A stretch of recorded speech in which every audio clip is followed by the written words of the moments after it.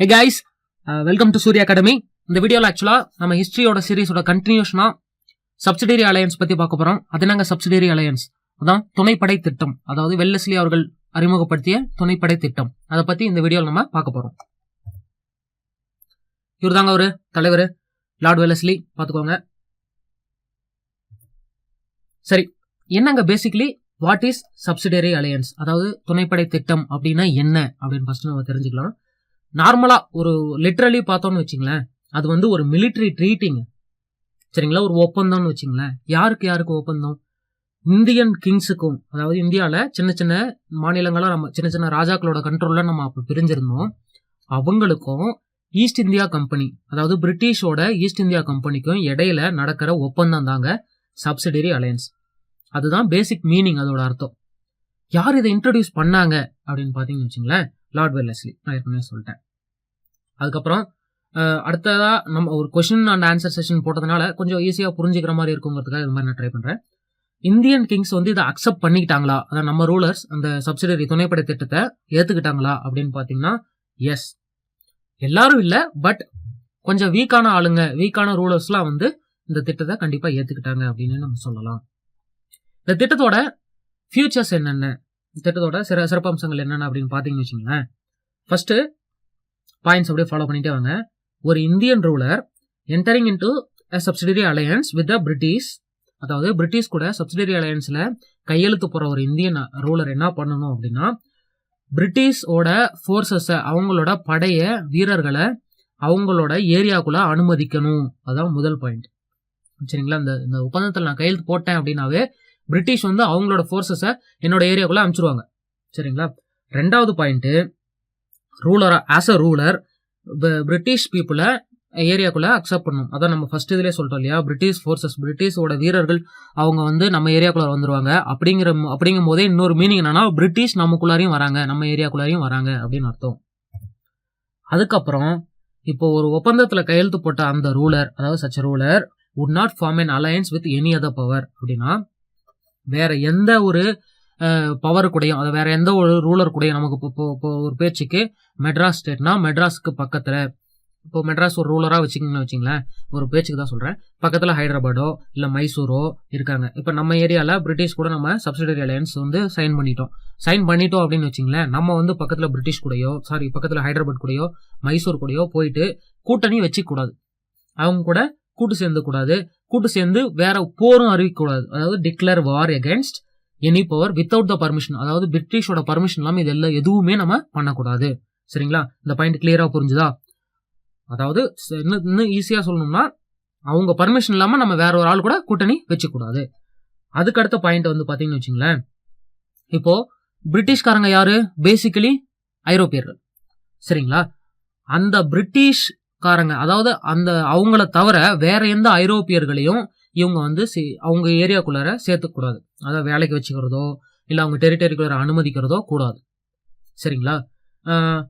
அப்படி ஏற்கனவே அவங்க இருந்தால், இப்போ பிரிட்டிஷுக்கு அவங்க இப்போ துணைப்படை திட்டம் கையெழுத்து போட்ட ஒரு ராஜாவோட ஏரியால ஏற்கனவே பிரெஞ்சுக்காரங்க இருக்கிறாங்க, டச்சுக்காரங்க இருக்கிறாங்கன்னு வச்சுங்களேன்.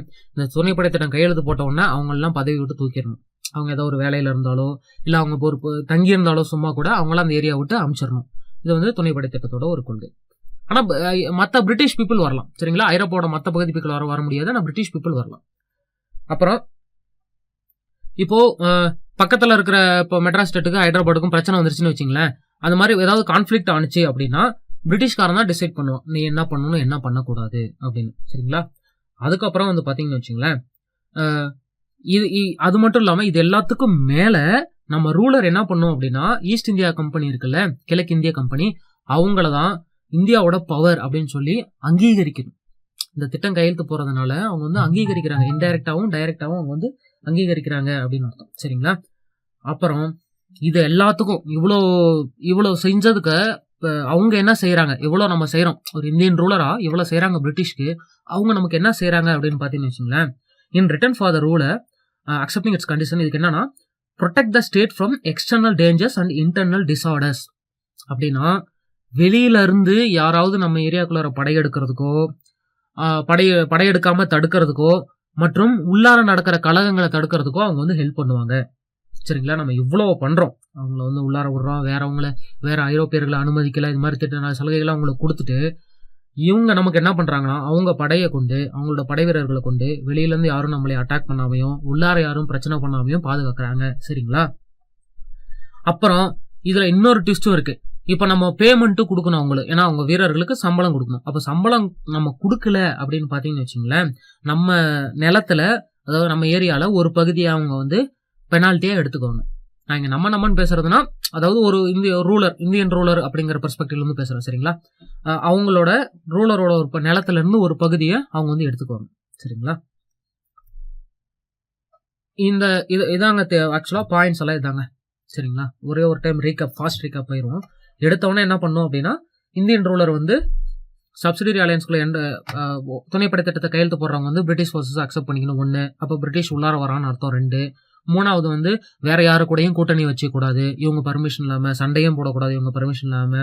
அதே மாதிரி இந்த பிரிட்டிஷ்காரன் மட்டும் அதாவது அனுமதிக்கணும், பிரெஞ்சுக்காரனோ மற்ற டச்சோ அதாவது மற்ற ஐரோப்பியர்களை உள்ளார அனுமதிக்க கூடாது, அப்படி இருந்தால் வெளியே தூக்கிடணும். அதுக்கப்புறம் வந்து ஏதாவது பிரச்சனை வெளி மாநிலத்து கூட வெளி ஸ்டேட்டு கூட அப்படின்னா இவங்க தான் டிசைட் பண்ணுவோம், பிரிட்டிஷ் தான் டிசைட் பண்ணுவாங்க என்ன பண்ணணும் அப்படின்னு. அதே மாதிரி ஈஸ்ட் இந்தியா கம்பெனி, கிழக்கிந்திய கம்பெனி தான் மிகப்பெரிய பவர்னு அங்கீகரிக்கணும். இது எல்லாத்துக்கும் பலனாக பிரிட்டிஷ்காரங்க என்ன பண்ணுவாங்கன்னா, வெளியில இருந்து ஏதாவது பிரச்சனை வந்தாலோ உள்ளார ஏதாவது பிரச்சனை வந்தாலோ அதுல இருந்து காப்பாத்து கொடுப்பாங்க. அதுக்கும் மேல பணம் அவங்களுக்கு கொடுக்க வேண்டிய சம்பள பாக்கி, இந்த வாடகை பாக்கி, ரெண்ட் பாக்கி, இந்த மாதிரிலாம் எதுவும் கொடுக்காம விட்டுட்டோம் அப்படின்னா இந்த இவங்களோட நிலத்துல இருந்து ஒரு பகுதியை பிரிட்டிஷ்காரங்க எடுத்துக்குவாங்க. இதுதாங்க பாயிண்ட்ஸ். சப்சிடரி அலையன்ஸ் முக்கியமான டாபிக், அதனாலதான் 2வது வாட்டி விஷயம் கொடுக்குறேன். இப்போ இந்த திட்டத்தை யார் யார் கையெழுத்து போட்டாங்க, சில இம்பார்ட்டன்டான ஆளுங்கள் மட்டும் நம்ம பார்த்துக்கலாம். ஃபர்ஸ்ட் ஹைதராபாத் நிசாம், அவர் வந்து first to enter such an alliance. அவங்க வந்து முதல்ல சப்சிடரி அலையன்ஸ்ல கையெழுத்து போடுவாங்க. அப்புறம் நம்மால் தலைவர் திப்பு சுல்தான் என்ன பண்ணுவார்னா, ஒத்துக்க மாட்டார். துணைப்படை திட்டத்துக்குலாம் நல்லா கையெழுத்து போட முடியாது அப்படின்னு சொல்லி கெத்தா தான் நிற்பாரு. என்ன பிரச்சனைனா, 4வது ஆங்கிலோ மைசூர் வார்ல தலைவர் தோத்துருவார். ஸோ வேற வழி இல்லை, விதி என்ன பண்ணுச்சு, 4வது ஆங்கிலோ மைசூர் வார்ல தோத்ததுனால வேற வழி இல்லாம கையெழுத்து போட வேண்டிய சுச்சுவேஷனுக்கு போகப்படும். ஸோ மைசூர் வந்து force to become a subsidiary state அப்படின்னு சொல்றோம். சரிங்களா. அதுக்கப்புறம் ஆவாதோட நவாபு, அதாவது நவாப் ஆஃப் ஆவாத் வந்து அக்செப்ட் பண்ண 1801 அவர் வந்து அக்செப்ட் பண்ணிக்குவாரு. அதுக்கப்புறம் 3வது ஆங்கிலோ மராத்தா வார்ல வந்து அதுக்கப்புறம் ஆங்கிலோ மராத்தா வாருக்கு அப்புறம் மராத்தா ரூலர் வந்து பஜ்ராவ் 2 அவர் வந்து அக்செப்ட் பண்ணிக்குவாரு, துணைப்படை திட்டத்தை அக்செப்ட் பண்ணிக்குவாரு. மற்ற சில ஸ்டேட்ஸ் அவங்க அதோட இயர்ஸ் வயசு அது கொடுத்துருக்கேன், நீங்க மறுபடியும் கூட பாத்துங்க. சரிங்களா. அவ்வளவுதாங்க இந்த வீடியோல. சப்சிடரி அலையன்ஸ் உங்களுக்கு புரிஞ்சிருக்கும் அப்படின்னு நான் நினைக்கிறேன். டவுட்ஸ் ஏதாவது இருந்துச்சுன்னா கமெண்ட் செக்ஷன்ஸ்ல கேளுங்க. மறுபடியும் இன்னொரு டாபிக்ல சந்திக்கலாம். மறக்காம சப்ஸ்கிரைப் பண்ணிடுங்க. பாய்.